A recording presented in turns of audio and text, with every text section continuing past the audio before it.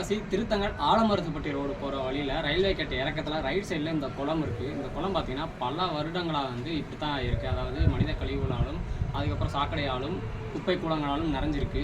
இதை வந்து சுத்தம் பண்ணி சீர்படுத்தி அதோட கரையை மேம்படுத்தி கொடுத்தா அந்த இடத்துல மழை பெய்யும்போது மழை தண்ணி வந்து சேமிக்கிறதுக்கு அது ரொம்ப யூஸ்ஃபுல்லாக இருக்கும். இந்த மாதிரி நிறைய குளங்கள் சிவகாசி மற்றும் திருத்தங்கல் பகுதியில் சீரமைக்கப்படாமே இருக்குது. ஸோ இதை வந்து கவர்மெண்ட் எடுத்து சீரமைச்சு கொடுத்தா நல்லாயிருக்கும். இது கவர்மெண்ட் பண்ணுறாங்களோ இல்லையோ, முக்கியமாக அந்த ஏரி குளங்களை சீரமைக்கிற பணியவே செஞ்சுக்கிட்டு இருக்கிற நண்பர் நிமல் ராகவன் வந்து இதை வந்து பண்ணி அவங்க டீமோடு சேர்ந்து வந்து பண்ணி கொடுத்தா நல்லாயிருக்கும். அவர் இந்தியா ஃபுல்லாக போய் பண்ணி கொடுக்குறாரு. தமிழ்நாட்டிலையும் நிறைய இடங்கள் பண்ணி கொடுத்துருக்காரு. ஸோ தமிழ்நாட்டில் திருத்தங்கல் பகுதியிலையும் சிவகாசியில் திருத்தங்கல் பகுதியில் இந்த குளத்தை வந்து சீரமைச்சு கொடுத்தா நல்லாயிருக்கும் அவர் டீமோடு சேர்ந்து.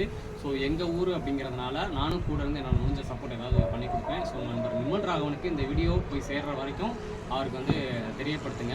அதே மாதிரி சிவகாசி ரயில்வே ஸ்டேஷன்லேருந்து பஸ் ஸ்டாண்டுக்கு வந்து ஒரு மினி பஸ்ஸாவது விட்டால் நல்லாயிருக்கும். இதுக்கு முன்னாடி ஒரு பஸ் விட்டுருந்தாங்க போல், இப்போ அதை ஸ்டாப் பண்ணிட்டாங்க.